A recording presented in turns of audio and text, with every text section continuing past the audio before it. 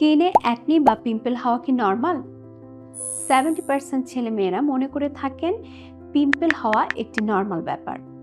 তাদের ধারণা ব্রণ উঠানো আটকানো যায় না, এটি যে কোনো সময় হতে পারে এবং কিছুদিন পর নিজে নিজেই চলে যায়।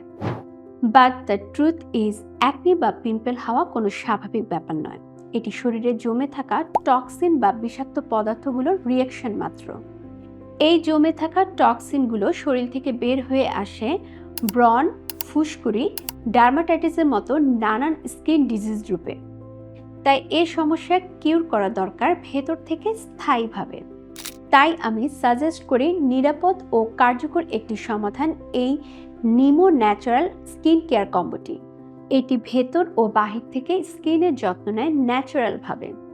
কম্বোটিতে থাকা নিমো ব্লাড পিউরিফায়ার সিরাপটি শরীরের ভেতরে জমে থাকা বিষাক্ত পদার্থ দূর করে, শরীরের স্বাভাবিক রক্ত পরিশোধন প্রক্রিয়াকে অ্যাক্টিভ করে, ব্রণ, পিম্পল ও পিগমেন্টেশন কমায়, মেটাবলিজম বাড়ায় এবং ত্বকের প্রাকৃতিক উজ্জ্বলতা ফিরিয়ে আনে।